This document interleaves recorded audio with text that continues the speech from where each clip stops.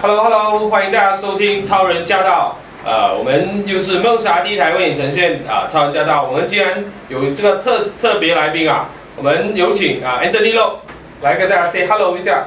hello， 大家晚上好。今天我们会用廣東話參華語我講華語，因為我廣東話不好有人差嘅喺幫我揾食，識講廣東話。大家好，我係邱光耀，今日用廣東話插角陣咧特別乾嘅屌。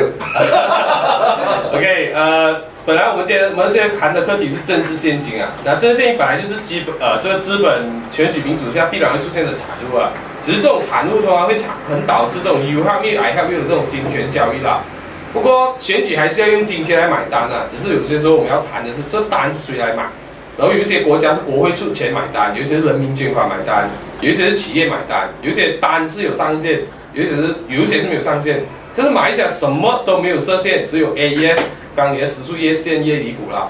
這樣我們為什麼會談這個政治陷阱呢？是因為巫統有一個友好，就是謝天富，2008年8月14號在香港機場給人家抓到拿1600萬新幣出境，結果給 ICAC 查完之後，我們的 MACC 又查，結果 MACC 發現 no case， 為什麼呢？因為他的那個1600萬新幣其實是政治陷阱，所以因為政治陷阱，所以說沒有 case 哦。這樣我們就要來談這個政治陷阱到底是怎麼一回事所以我們可能對政治陷阱到底是一個怎樣的概念呢？然後這個陳寶華總會長蔡司立曾經講過，其實行動黨是收最多政治陷阱，而且是收到不清不楚，沒有公布的。為什麼？因為行動黨長期辦這個演講辦這個宴會都有收很多錢所以最近這個深州行動黨一口氣辦了很多烏巴之內也收了不少的錢就這個到底是不是政治陷阱？我們請Anthony來講一下。首先就係蔡司立講廢話嘅，每一次我哋收到任何嘅基金或者係群眾捐款嘅，我哋都會公佈出嚟嘅。咁我哋一開始去籌錢嘅時候，我哋都講到好清楚係呢個係大選嘅基金。咁每一個人擠錢落個桶嗰度，佢哋都知道好清楚呢個錢係攞嚟做乜嘢嘅，就係攞嚟協助行動黨嚟對國陣。所以呢個好明顯嘅。咁呢個唔係一個咩大問題，因為幾十年嚟行動黨都係以群眾嘅力量嚟操作。如果我哋係唔得到群眾嘅支持咧，或者係捐款咧，行動黨早就執咗笠啦。咁肯定啦，馬華梗係唔需要同群眾籌款啦。因為佢哋有企業家支持嘛，咁佢自己又有公司嘛，馬華淨係一年就start俾佢嘅盈利，佢都可以夠冚啦，佢仲有錢派俾人哋啲其他人添，所以呢個係完全係唔係一個公平嘅比較。我哋唔可以同馬華嚟比較，因為馬華肯定去舉辦宴會，佢肯定係請人食嘅，仲有錢派俾人哋，仲有呢個行政抽獎等等，所以肯定佢哋係唔需要去向群眾籌款，因為佢哋有其他嘅管道嚟攞到個政治基金咧係更加多。所以這樣如果講行動黨呢，其實有跟大家講，但是這個跟一般的這個政治陷阱，我們在談的不一樣，就是不一樣在你光耀，你是其實個概念喺大家又搞清楚真係。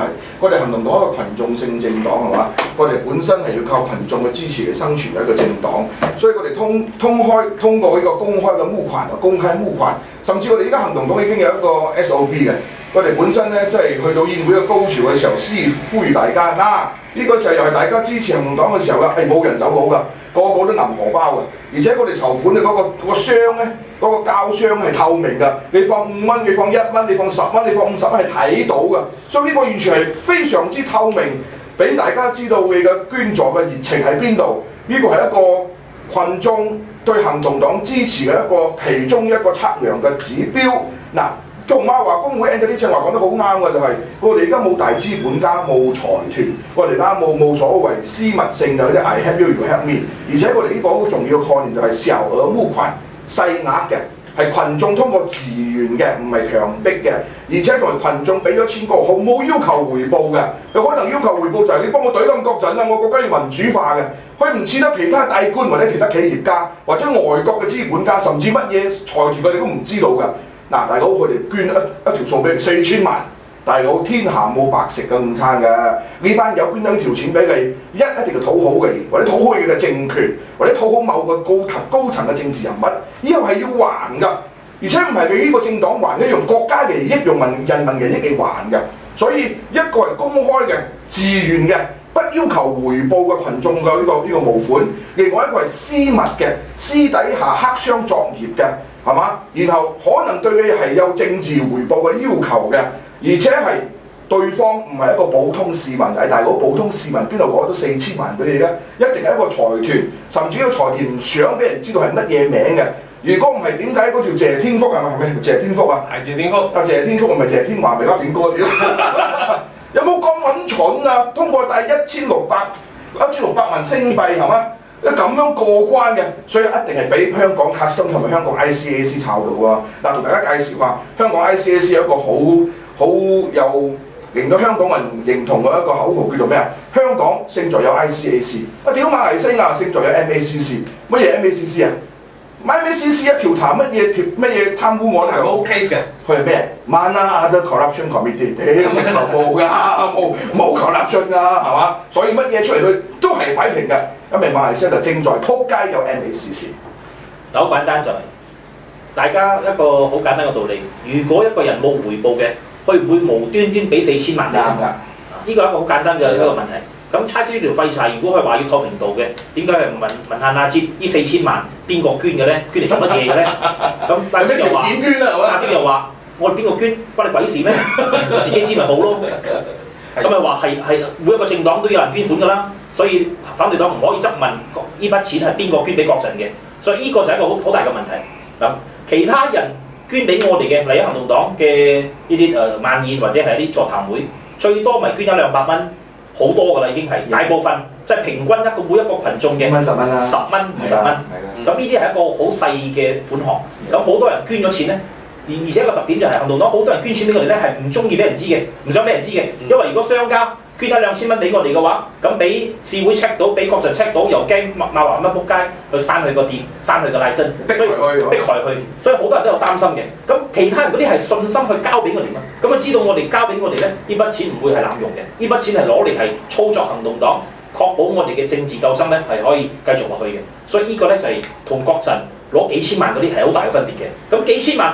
我哋要問就係、而家你係執政黨喺沙巴巫統係執政黨，如果呢4000萬嗰個人俾咗你嘅，佢有咩回報咧？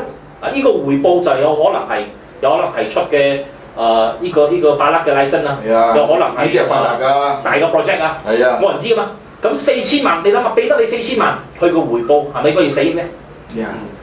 所以在這個謝天富事件啊，就是沙巴這個穆薩這個事件裡面哦，這謝天富跟這個 Christopher Barnes 哦，是承認他跟 ICAC 承認，說其實他們是有涉及這個巴勒萊森的超傭的，所以 MAC 抄到MACC 呢 ，MACC 在本地發現，其實有大量文件顯示。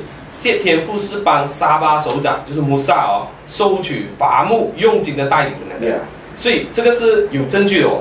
但是因為他即使他是代理人，但是他講哦，我不是代理人，我收這些錢，其實我是要捐政治獻金，所以那筆是政治獻金。而馬來西亞因為政治獻金是沒有任何限制，或者是沒有任何要求你要公開的，所以一切就沒有 case 啦。但是這樣的情況哦，在我們的國家似乎是好像是公開的秘密啊，就是說，其實好簡單，我懷疑啊，個人懷疑啊，呢筆錢咧其實就唔係咩政治獻金，呢筆錢其實就係走私嘅，即係黑錢嚟嘅，可能係某個高官入邊暗袋咗嘅。問題俾香港真係捉到係咪？都斷正咁翻嚟咧，牽涉到跨國嘅反貪污局嘅操作。一定要唔可以陀衰家邊係個交代，咁阿超就當我哋馬來西亞人民係戇鳩，講一個大名詞叫做政治獻金，咁政治獻金就唔使交代，總之話唔係冇30蚊自己入袋，咁大家就杯用錢賺，因為唔係貪污係嘛？佢哋班友已經係當我哋人民係失戇鳩嘅，或者個概念叫政治獻金，咁就唔使解釋啦。咁政治獻金我屌咁大家都有收㗎啦，咁你行動黨都有收㗎，咁佢收就做阿媽收，嗱呢啲係偷換概念。係嘛？呢個就將佢哋行動黨嘅時候污串群等同於政治獻金，咁我就行動黨都冇公佈政治獻金啊，咁我就何必公佈咗4000萬啊？濕碎啊！嗱，呢啲班友就當我哋戇嘅，當人民戇嘅。嗱，呢啲咧就係巫統好明顯嘅走法律漏洞，因為法律漏洞咧就係政治獻金你入咗黨嘅戶口咧就唔需要公佈，就當係黑嘅錢咧變咗白嘅錢啦。不過問題就係呢筆錢係咪真係要入咗巫統嘅戶口咧？呢個仲有一個好大嘅問號。咁就算入咗巫統嘅戶口，沙巴巫統嘅戶口，咁烏沙亞蚊身為呢個沙巴巫統嘅主席，佢點樣用呢筆錢？冇人知喎。咁有可能佢入咗去戶口，再攞翻出嚟，咁我咪黑變白咯。所以呢個係一個好大嘅問號。咁 MACC 就應該去查呢筆錢究竟有唔有入咗沙巴巫統嘅戶口？入咗之後，佢個用途喺邊度？佢攞出嚟嘅用途喺邊度？點樣用？呢筆錢仲有唔有存在？咁呢啲係 MACC 應該查啊嘛。咁而家你話冇 case， 一句話冇 case 就完全成個嘢咧係唔需要交代嘅。所以馬來西亞嘅貪污咧，永遠都係咁黑暗嘅。又做一個關鍵嘅問題就係講呢筆錢係從香港帶入嚟嘅，大家都知道香港係一個國際性嘅金融中心啊，係嘛？你個機場嘅流動啊，其實係日日出幾百班航班嘅，係非常之國際化一個國際大都會嘅。嗱，呢筆錢係從外國本來就坐飛機入馬來西亞嘅，關鍵就喺度外國呢個係外國嘅政治獻金。大佬，依家我唔係懷疑嘅外國嘅財團想影響馬來西亞嘅某一個州嘅政客。呢家我甚至可以懷疑係某個外國嘅乜嘢情報集團啊，或者係乜嘢啊，或者係乜嘢列強國家嘅一個外交嘅手段啊，通過收買過嚟沙巴州嘅某個高官，然後出賣沙巴州嘅州嘅利益，或者海岸線，或者什麼問題係我唔知道嘅。嗱，呢個係更加勁抽嘅，呢個係牽涉到 national security 國家安全。呢班狗官竟然用4000萬嚟出賣沙巴州人民嘅國家安全，就算個錢唔係俾烏沙，係俾州巫統。沙巴州巫統收到過後，會喺政策上嘅會對出邊嘅即係外國嘅情報機關有特別嘅 in favor， 有特別嘅好處同着數，有偏幫，甚至出賣沙巴人民利益嘅。但係呢個係一個大嘅 question mark。MACC 你死鳩咗啊！你唔識去查。所以我們談到這個問題的時候，就談到最近這個叫什麼？我們的這個政府哦，就是我們的內政部6大部門聯合追蹤刷啦嘛，人民之聲啊，講他們拿外國的錢，哇，他們出賣國家利益啊，他們要怎樣？所以我們一定要把它揪出來，甚至在國會有人提出要立定一個草擬一個法令，叫什麼？ACTA Foreign Agency 上這樣子的東西啊，來杜絕這個外國情報局給錢這個本地的這個團體哦，來杜絕這個外國這個情報出賣的這個東西啦。像這個情況跟我們在罵巫統啊，在罵國政有冇差別啊？完全係唔同嘅。首先，索拉係一個非政府組織，佢唔係政黨，佢係根本唔會去參加競選嘅。咁索拉身為一個非政府組織咧，佢係冇權力嘅，佢冇執政嘅權力嘅。就算佢點樣攞到其他嘅基金嘅錢，佢點樣強大都好，佢冇可能係執政到馬來西亞嘅，佢冇可能影響到馬來西亞嘅政策嘅。因為首先索拉係一個非政府組織，咁而且佢哋攞呢啲錢咧係公開嘅一個好公開嘅方式嚟申請嘅。因為全球咧其實有好多咁嘅基金會嘅。Soros 嘅基金會係其中一個啫。其實全球有好多嘅美國又好、英國又好、德國又好，有好多嘅基金會啦。咁嗰啲基金會佢哋嘅目的咧係宣揚佢哋一啲嘅概念，或者係你嘅信仰，或者係啲民主自由啊。通常喺第三國家或者係一啲發展中嘅國家，因為冇新聞自由、冇民主，所以佢哋係通過咁嘅基金會咧係去幫助一啲機構、一啲非政府組織嚟去宣揚新聞自由或者係民主嘅概念，保障人權啊！例如 Malaysia Kini， 咁你 Malaysia Kini 10幾年前喺1999年開始嘅時候，咁 Malaysia Kini 係一個網站，咁網站大家都知道嘅，上去睇嘢唔使俾錢噶嘛，上去睇嘢又冇廣告，又冇咩大嘅財團咧會喺 Malaysia Kini 打廣告嘅，所以 Malaysia Kini 咁嘅網站咧根本唔會有任何嘅收入嘅。咁開頭嘅時候你冇收入，你點樣去維持咧？你請記者你都要出糧噶嘛，咁你要燈油火蠟啦，你個 website 都要俾錢噶嘛。咁佢哋就通過啲咁嘅基金會，因為全球其實有好多嘅，咁呢啲基金會咧，其實佢哋係冇咩條件嘅，主要係即係講你宣揚佢哋嘅概念，例如呢個媒體自由。咁通過網絡我哋睇到咧，如果冇 Malaysia Kini 嘅誕生，有可能馬來西亞今日好多人民都仲未睇到。另外一邊嘅新聞或者係啲替代嘅新聞。但是光要我們談到這個刷到的問題哦，就是說剛才你提到一個列強的問題嘛。像如果假設啦，說這一些列強通過這些某某基金公開這樣給這 NGO 錢哦，這樣他們也可能被列強收編哦。我們要講處理這個問題。嗱，好簡單，其實依家民主鬥爭係全球化㗎，係嘛？其實唔好。即係嚴格啲嚟講咧，唔係依家21世紀係咁。孫中山100年前辛亥革命都係咁㗎。孫中山有冇攞日本人嘅錢啊？孫中山有冇英國烏群啊？孫中山有冇嚟講馬來西亞，當時叫馬來亞南洋呢度烏群啊？曾經孫中山一個好出名嘅名句講咩啊？國外捐錢，國內捐命。嗰啲嘅中國大陸啦，係嘛？所以鬥爭應該係全球化嘅時候。孫中山為咗革命，為咗推翻滿清九政府，佢一定要出邊要召集啲兄弟係嘛，要開會，要開盡嚇，當時開盡阿媽係嘛？呢度我哋啲以前我哋阿公公爺爺嘅呢度揾食嘅，喺度時了眼嘅，或者呢度做阿媽姐嘅，冚唪唥啲錢都捐俾孫生買軍火打鳩清朝。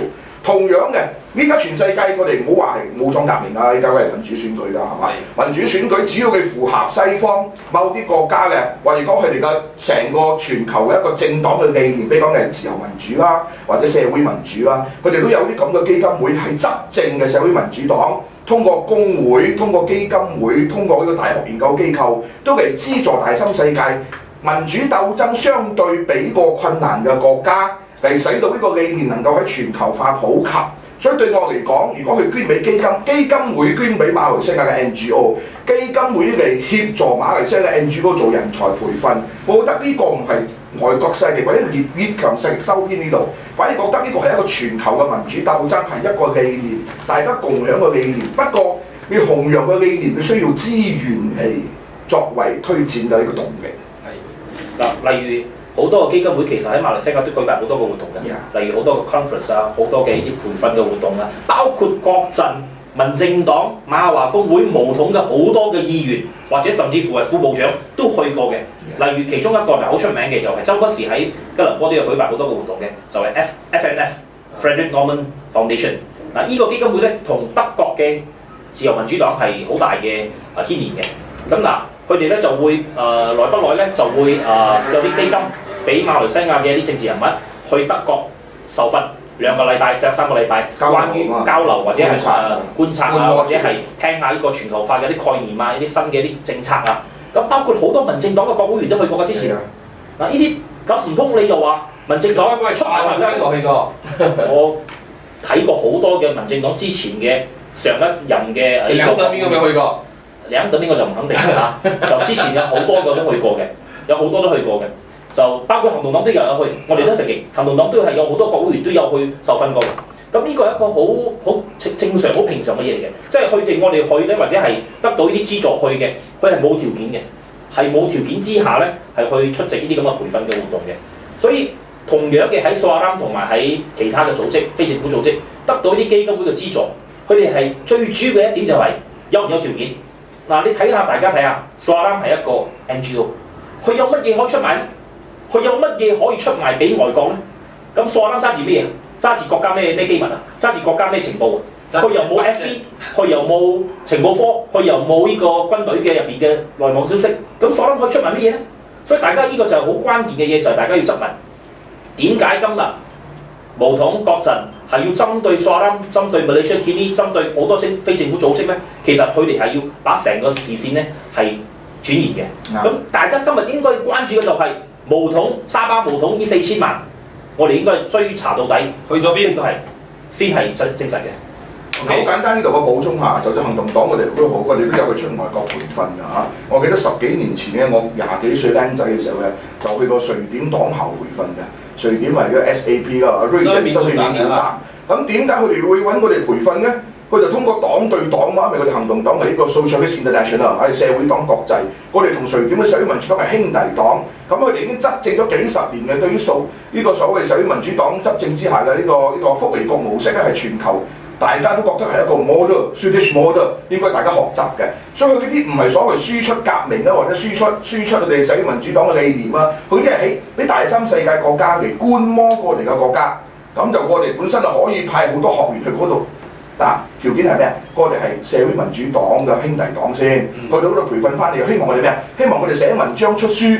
結果我翻嚟寫咗3本書，雖然我寫中文嘅，我寄去瑞典社會民主黨講好，你講 Mr. Hill， 我就係要求你哋寫咁嘅嘢，而且唔好用英文寫，英文寫我睇到人多，用中文寫嘅係有工人打過。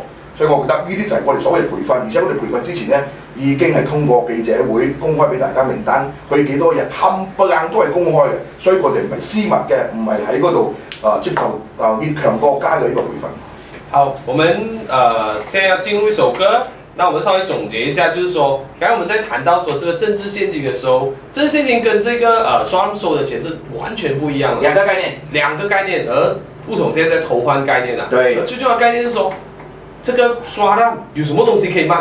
而且他又不是执政党，他顶多是一个 NGO advocacy group 来推进的民主化过程罢了。所以这个东西是我们要弄清楚的。那接下来下一个环节，我们跟大家谈说，到底政治现金在明年改朝换代之后，我们可以怎样把它弄得更好？那我们到底外国什么例子？如何规范？外国什么例子我们是可以看的？接下来是我们会要谈的。我们再度回到来超人驾到的现场，我们现场有陆兆福国会议员跟超人邱光耀。对，那我们大家好。那我们接下来要继续谈的是这个政治现金的这个整个规范的这个状况啊。那我们从这个美国是有立法，日本、台湾都有这不同的地区国家都有立法。说这个政治现金是不可以上限，好像美国，你每一个候选人，每一个人给他的政治现金不可以超过$2500，那一年不可以超过2.5万给一个党，那是很straightforward很清楚的。那马来西亚好像什么鬼都没有，然后我们还有弄不清楚什么是政治现金，小额筹款算不算，这些都没有弄清楚。这样这个民主行动党是作为要改朝换代做政府的政党啊，这样如果民主行动党做政府，这样这一塊會點樣處理？周會講先。首先我哋喺今年嘅呢個Select Committee， 即係國會嘅特殊委員會，去研究點樣改革選舉制度咧。其中一個建議我哋有作出嘅就係點樣去由政府去資助政黨嚟進行佢哋嘅政治工作。咁例如就係我哋睇好多國家，其實有好多國家嘅模式咧。都係可以係攞嚟做參考嘅，例如德國啊，例如台灣。咁佢哋每一屆選舉之後咧，佢哋會以佢哋嘅每一個政黨得到嘅票數嚟俾個政治基金，俾個政黨。咁我哋呢個模式其實係喺呢個 PSC 入邊咧，都係有吸取咗嘅。其實我哋係喺我哋嘅報告入邊，我哋係有要求選舉委員會去進一步嘅去研究，可唔可以喺馬來西亞實行？咁其實喺行動黨方面咧，我哋係絕對支持嘅，因為我哋希望就係以後嘅嗰個成個政治運動咧係會變得更加健康。咁如果你有咗政治獻金，你有立法，每一個人捐錢俾個政黨咧，都要係有一個透明化嘅管道，咁你就會去避免好多例如我哋剛才所講嘅4000萬入嚟。咁而家我哋知道係4000萬啫，有可能之前係有幾億嘅，我哋都唔知啊。但係4000萬都可以咁猖狂，攞現金嚟過關。咁你係嘛？你話班友係咪已經係習慣咗嘅？其實佢哋諗住係呢一次就咁唔好彩俾人捉到啫，有可能之前係好多次㗎啦，幾千萬幾億都係咁攞啦。咁嗱，呢個就係非常之唔健康嘅對馬來西亞政治。像这个政党补贴法，或者是以国会由国家买单的这个概念呢，在北欧国家是很流行的啦。像光耀你是社会民主主义者北欧是你们的参考啊的这兄弟国啊，这样那些国家是这样。那很简单，你看在歐洲嘅這個民主社會主義政黨啊，佢哋即係早期有好多工會㗎。嗱，首先佢哋嘅政治獻金嚟自工會㗎，因為工會本身係好多會員參加啦，咁工會係交會費㗎。咁大家明白到，如果工會嘅鬥爭唔上升到去政治階段咧，就冇辦法突破嘅。尤其是喺議會上立法咧，就通過工會嗰度咧就轉化成為工黨。咁工黨就要選舉㗎，咁工黨啲候選人冚唪唥都窮鬼，即係讀過書嘅工會會員、知識分子、工人階級出身嘅，咁你有邊度有錢選舉啊？佢最多讀多幾年書啫，咁但係我咪工會嘅會員咪要攞錢嚟協助讀過書嘅工人階級去選舉，所以開始嘅階段咧係通過工會嚟做政治獻金嘅，咁呢個獻金又係透明嘅，係嘛？不過工會點樣可以同資本家嚟揮咧？資本家可能一張支票幾千萬，工會係一兩雞咁樣嚟執。俾嗰啲工黨嘅候選人去當選，喺議會上立法而有利於保護工人嘅利益。嗱，不過經過1個世紀咁嘅演變咧，今日已經好難話咁邊個係純粹工人階級啦，係嘛？呢個西方社會嘅呢個社會同政治經濟結構都差唔多係中產化啦。喺咁嘅情況之下，有好多社會民商執政嘅都覺得工會都立法規定唔可以再俾現金㗎。嗱，睇到冇？佢係工會出身嘅工黨，不過到開掌握政權嗰度都開始規範，工會都唔可以㗎，因為個工會強大到可以影響到執政黨嘅。咁大佬嘅工業政策冚唪唥都傾斜一邊㗎，所以睇到人哋西方可以民主可以胸襟開闊到咁嘅程度，自己工黨政府立法規定以後政治獻金不得取之來自工會。嗱。咁依家咁個資源從邊度嚟咧？有好多㗎嚇！依家西方社會民主黨有啲係要搞社會福利嘅呢個福利彩票。嗱，佢哋搞福利彩票咧，其實同馬學工一樣，因為馬學工早期係賣彩票開始㗎。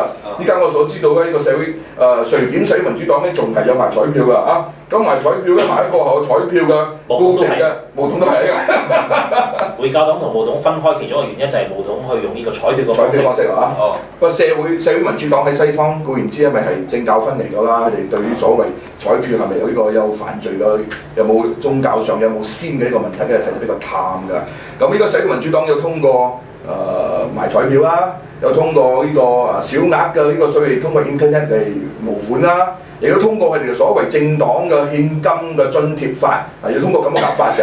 即係如果你係一個主流政黨，就算你本身係通過呢個比例低標誌喺國會中贏到有落間嘅 proportion 嘅呢個選票，你就可以根據個選票咧，同你國家嘅選舉委員會同財政部可以 claim 你攞一票可以得幾多錢。你講我通過一個記錄，我睇到就一個材料話一個 Belgium 比利時係嘛，個主流政黨可以攞到10萬英鎊先，咁10萬英鎊個位你得一票就得1英鎊啊！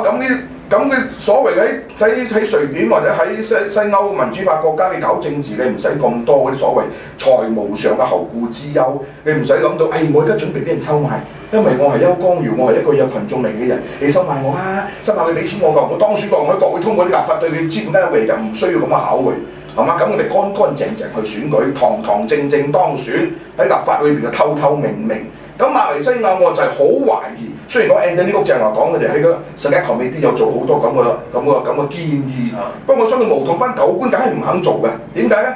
佢梗係驚死啦！點樣立咗法過後，以後我點樣收錢啊？而且我冇做一個藉口嚟講為我合理化我呢個黑錢，可能呢筆黑錢係俾沙巴某個高官嘅。依家仲可以攞一個嘢兜翻，嗰個就係叫做政治獻金。如果你政治獻金立埋法啦，嗰度都兜唔到啊！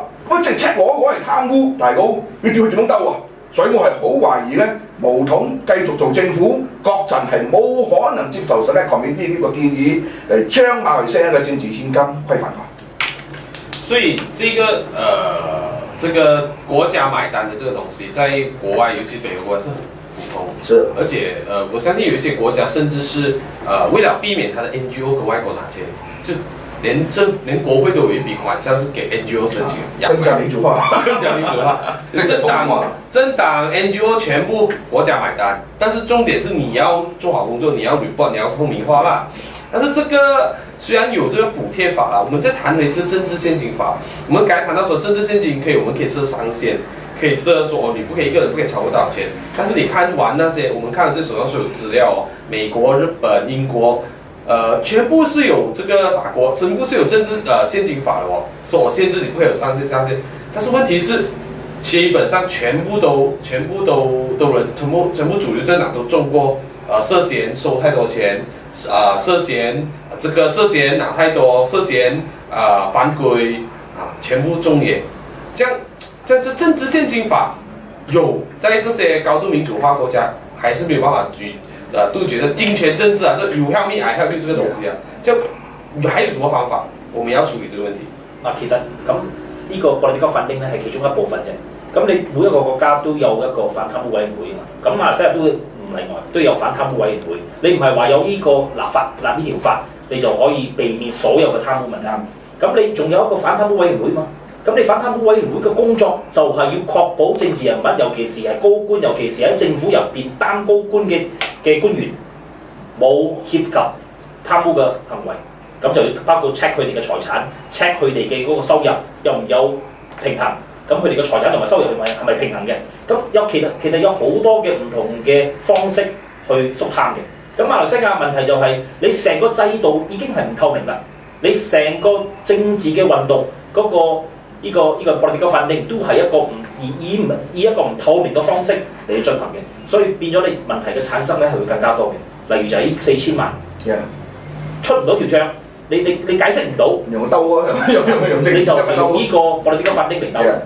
所以我哋就話，其實如果你可以係盡量去減少呢啲嘅點樣講啊？呢啲嘅漏洞，咁我哋嘅國家嘅政治咧會先變得更加健康。所以我補充一點就係咧，其實我哋從事民主運動咧，唔係希望選個聖人出嚟做首相，或者唔係選個聖人出去做部長，千祈唔好咁樣相信。問題相信制度。我哋依家成個立論嘅基礎咧，唔係話西方或者係北歐嗰啲政客咧係俾呢個聖人㗎，我哋東方咧特別貪污㗎，唔係㗎。問題係你嘅國家嘅制度咧，相對比我哋亞洲或者啲第三世界嘅石油國家更加健全㗎。咁如果佢班友咧喺度立咗咁多法，仲可能有政治獻金嘅問題仲要踩線嘅，甚至仲有嗰啲係喺私下違反咗呢個咁嘅政治獻金法而受到人對付嘅，俾人捉到嘅，比如講法國嘅沙科茨都中啦，係嘛？英國工黨嘅上一任嘅首相呢個布蘭都中啦。問題係講，如果佢哋本身點解中嘅時候會俾人捉到嘅？點解沙巴個狗官捉唔到嘅？捉到個冇事啊！話屌呢個係政治獻金啊，唔關我，唔係我自己入袋啦。制度嘅問題啱㗎。人哋除咗正話有 Anthony 所講嘅，人哋有一個比較獨立嘅一個反貪污委員會，仲有人哋俾個強大嘅公民社會，係嘛？選民知識俾個一受過教育，另外仲有一個媒體自由可以監察。如果上到法庭argue上法官係俾個自主嘅三權分立㗎，喺咁樣一個社會比較開放配套嘅一個環境之下嘅，大佬你想做狗官，你想做貪官得，問題嗰個付出大代價咯。喺馬來西亞做貪官，屌好緊要咯！馬來西亞做清官就難啦，因為你要抵受得咁多誘惑，而且好多誘惑之下咧，捉到都唔使死，捉到仲可以兜得翻嘅。曾蔭權俾人捉到係嘛？去坐人哋嘅私人快艇，俾人頂到七彩。馬來西亞個撲街死肥佬買潛水艇都未死。你睇下一個民主嘅地方，冇個國家沙實一個，即係特區政府坐快艇俾人頂七彩，呢個拿住潛水艇屌冇事。就證明邊個國家民主，邊個國家屬貪污靠白毛喺嗰度。屌呢條廢柴仲緊要㗎，係嘛？我唔用裝饅頭去好冇，冇於是啦。唔用裝我講起單嘢，即係對我自己唔住。呢班有屈水屈到真係太緊要。如果我哋上台第一個要懟冧就係呢個敗貓，因為敗貓嘅身家、敗貓嘅家族，邊度可能同佢嘅收入相襯呢？係用個 pat pat 諗都知道㗎。呢班如果唔係貪官，我揾唔出咩嘅用咩形容詞用呢班仆街真係貪官。好簡單，如果呢單嘢4000萬冇30蚊，如果佢係喺新加坡或者係喺香港嘅高官，佢一定斷硬嘅。我緊啦，一定打嘢嘅。不過馬來西亞冇問題㗎喎。馬來西亞早上仲出嚟同佢講，仲撐佢嘅。佢話幫佢當回答。冇問題，呢個唔關乎30蚊嘅問題，呢個係政治獻金係俾毛統嘅，跟住首相仲講埋呢筆錢係俾毛統嘅，關你鬼事咩？咁你咪呢個咪你雙玻璃咯。大佬公然官相為係嘛？大佬你個馬仔收咗錢俾人捉到，仲可以手上幫佢兜得翻，所以你老婆買戰氈屌使乜死啊？係唔係？你老公都大撚晒㗎，呢個咩國家嚟㗎？所以我覺得呢個國家唔係咩回教國，屌你識呢個國家直頭貪污國、洗黑錢國。呢個國家真係，如果以後唔破產啊，真係天無眼啊！所以我們剛談到很多這個巫統做很多這種拿雜也很多一大堆，是我們在想回一個點說，我們在建立這個健全制度的時候，第一步我們可以做，是不是可以要求有官職啊？有官職小到市議員村長，高到行政院部長。你一做部長，你一做行政員，你一做市議員，你做申報財產，你在任之前也申報咗一次，至少1年1次啊，或者是1任1次啊，至少是這樣嘛。其實有嘅，馬來西亞其實有公務財產嘅，包括毛統嘅，包括國陣嘅，每一個行政員、每一個部長咧都有公務財產嘅。不過公佈俾邊個？係公佈俾納吉首相，佢唔係公開公佈，唔係公佈俾全馬來西亞人民知道，唔係公佈俾反貪污委員會，不過係公佈俾首相知道。咁首相只有首相知道他們有沒有拉雜嘢，所以咪一路以嚟毛統點解咁腐敗呢？點解腐敗之後，就算有啲係唔敢反毛統呢？毛統一路嚟咁強呢？國陣一路咁強呢？因為每一個部長、每一個行政議員、每一個首席部長問到呢個沙，都有個 file 佬俾個首相揸住嘅，所以邊個毛統邊個做大佬呢？就大晒嘅。因為成個國家嘅機構、成個國家嘅嗰個我哋嘅嗰個權力嘅分配呢，集中喺手上一個人，喺馬來西亞手上一個人，所以首相咧就係馬來西亞最有權力嘅人。所以你話點樣去確保一個更加公平嘅制度呢？如果首相嗰個人有咁大嘅權力，不過首相如果係坐首相位嗰個人呢，自己都係貪埋一份嘅，咁啊大家 You help me, I help you 咯。咁靠邊個制約佢啊？靠首相夫人嚟制約首相啊？所以我们但是我们看到说这几个明年执政州啊，好像雪州、宾州就先做一步了，就是 OK， 我们 declare asset， 这是一个开始。但是这一步是不是这个 declare asset 或者公布财产这个部分，尤其是行政员跟州首长啊，这个部分会不会成为明年的这个下一届选举的一个主要政纲？说 OK， 我们跟国政最大的差別是什麼？我們會 declare asset 的，至少我們雪州跟賓州我們做了。嗱，其實我哋要講嘅就係所謂嗱，你首先公佈財產係其中一個方式，其中一個步驟，去確保一個更加廉潔嘅政府。Yeah. 不過公佈財產唔係話就可以鏟做貪污嘅一個唯一一招，因為你公佈財產，佢私人公佈財產嘛，咁財產就你都知道啦。如果貪官佢唔會擠自己嘅名㗎嘛，擠老婆名、擠老婆嘅名、擠二奶嘅名、擠阿仔嘅名、擠新抱嘅名、擠邊個嘅名㗎嘛。總之有人幫佢保管佢個財產，你就其實可以係貪污嘅。咁問題就係、我哋除咗呢一步，有其他咁一個執政嘅政黨，部長最大嘅權力係乜嘢咧？部長最大嘅權力就係去批 project。批 project 就係有資源俾啊嘛，有資源分嘛，有豬肉分啊嘛。因為批 project 你就有 award project，award project 有可能係講緊係幾千萬幾億嘅 project。咁你部長或者係首相或者係高官，你有權批個 project 嘅時候，嗱我哋點解要去 open tender？就要確保成個呢個 procurement 嘅過程，或者係採購同埋批准 project 嘅過程咧，係盡量係透明嘅，盡量唔係以部長或者係首相嚟決定嘅，而係以一個 committee， 以一個制度方式嚟去批准嘅。咁你就絕咗佢條米路啊嘛。咁你絕咗條米路，咁邊個要俾貪污俾高官咧？所以呢啲就係我哋要反擊貪污，要打擊貪污咧，係有各方面嘅方式嘅，唔係單單靠宣佈財產呢一招。其實宣佈財產咧，其實係其中一招個叫話防腐劑啊嚇。咁防腐劑嘅有好多招數嘅，即係強大嘅公民社會係咪？醒目嘅選民啊，司法獨立、傳媒自由係嘛？真係有呢個獨立嘅呢個執行權嘅反貪委員會。不過馬來西亞喺呢幾方面都唔合格，所以條鹹魚一定係臭嘅。因為你防腐劑都冚唪唥都用假嘢、嘢防腐劑，過期㗎。嗱，最簡單，邱光耀，你睇下呢兩日嘅報紙，呢個 audit report， 最簡單嘅例子喺沙巴州拉克達都一間醫院，一個 printer， 佢個價500幾蚊，賣500幾蚊嘅 printer， 700幾蚊嘅 printer， 去 maintenance 5年入邊5萬幾蚊喎，大佬。喂，你每一個月換 printer 都唔使咁貴啦，係嘛？嗱，點解咧？就係呢個 project 供應俾間公司、供應俾個承包商嘅時候咧，係冇通過 open tender 嘅，係全部係 direct negotiation。乜嘢叫 direct negotiation 咧？即係話我哋係一對一嘅方式，大家傾掂個條件，傾數簽咩條件啊？冇人知道噶嘛。有唔有通過任何幾個其他嘅投標咧？係冇嘅。所以呢個就係一個好明顯嘅例子。馬來西亞點解我哋咁多個貪污腐敗嘅事件，我哋咁多個資源去浪費咧？就係其中一個最大嘅原因。就係好多政府嘅 procurement 採購嘅過程咧，係完全冇透明度嘅。即係你睇貪污啊，其實唔係做官嘅貪污啊，唔係所謂做政治人物部長啊，或者係首席部長啊，你連基本上嘅公務員啲 catfish 啊，有機會去出面代表政府機關去採購啊，屌你下升錯改採購呢個職位嘅人咧，就係真係可以發達嘅。因為好多供應商都想收買嘅嘛，大佬我成個醫院你幫我買夠晒㗎係嘛？即係話我為一個國家真係貪污到話公員貪污冇啲羞恥嘅，而且每一年我哋都 general report 啦，年年講嘅嘢鑊薪鑊金，我話金過後喺 MAC 講，屌買貴咗唔算貪污咯。仲有蔡司講50幾年50多年都 audit report 都出啦，你們看了都關了，冇問題。我最撚屌嘅係咩？蔡司講咩嘅？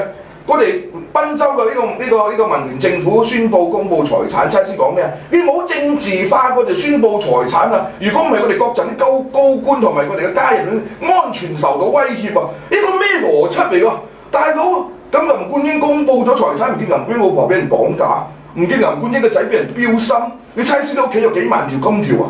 你國陣公佈財產部，你驚人標起心啊！你有冇搞緊錯啊？睇到我哋馬來西亞就係我哋人民點解對貪污可以咁容忍嘅？容忍到蔡司啲咁嘅狗官講咁嘅碌鳩説話都冇事㗎。如果係蔡司係掛香港做官啊，你對蔡司你早就暗台啦，你冚官㗎，大佬咪棺材嘅官啊！你冇出嚟獻世啦，齊時喺埋先啊！所以我哋唔打鳩佢，我唔打佢，我唔姓邱一定。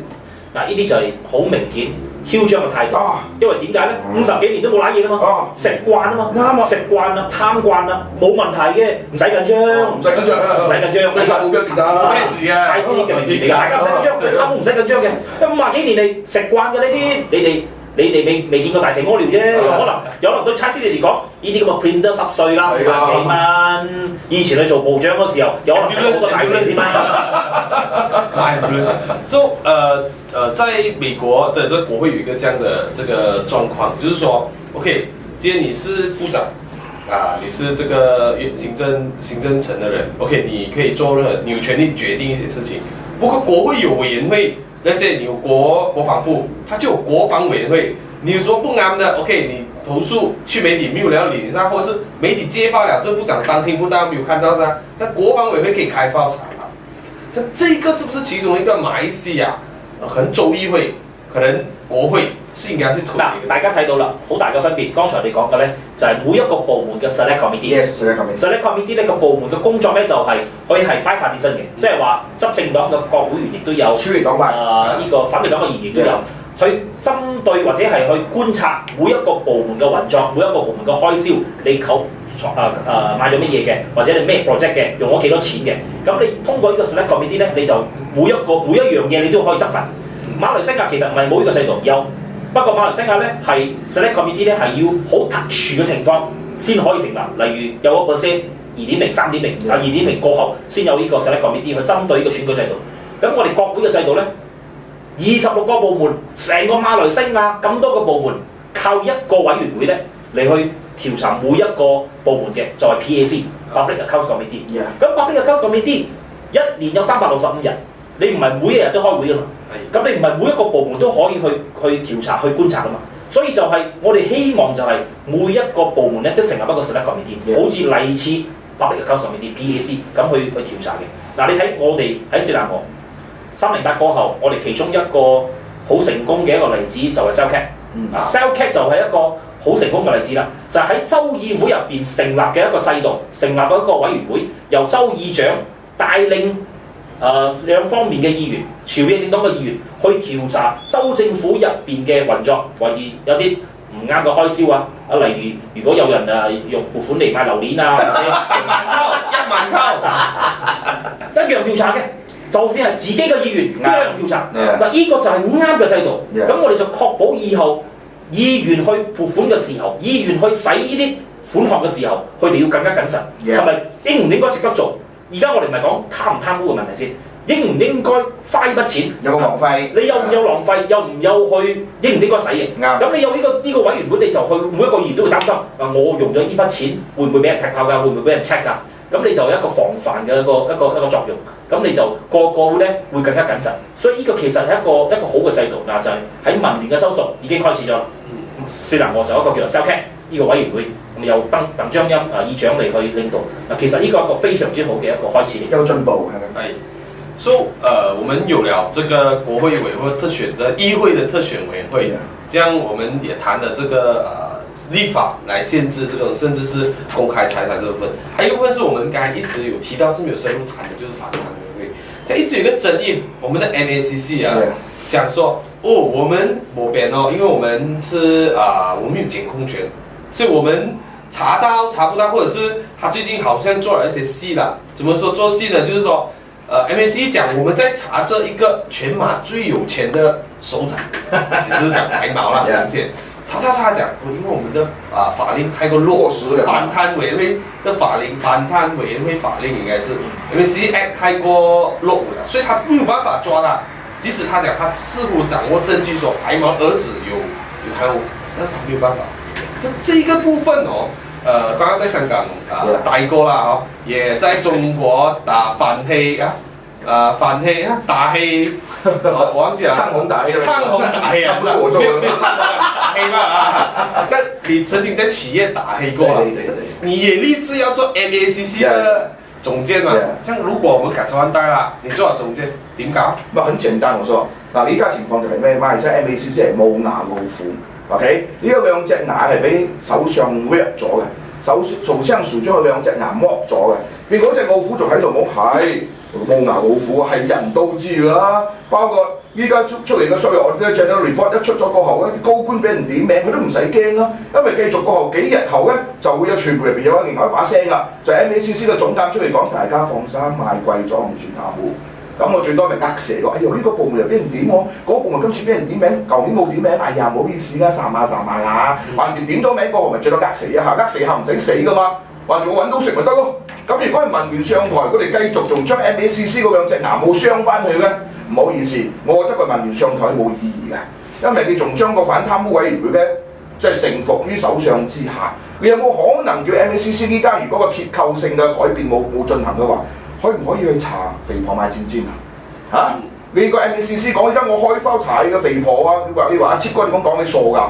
依家係咪食飽聽屎屙啊？你查我老婆唔查得個大佬係嘛？所以呢啲已經係不成文嘅潛規矩。喺咁嘅情況之下，你同香港 ICAC 冇得法啦！香港 ICAC 當時第一單查邊個？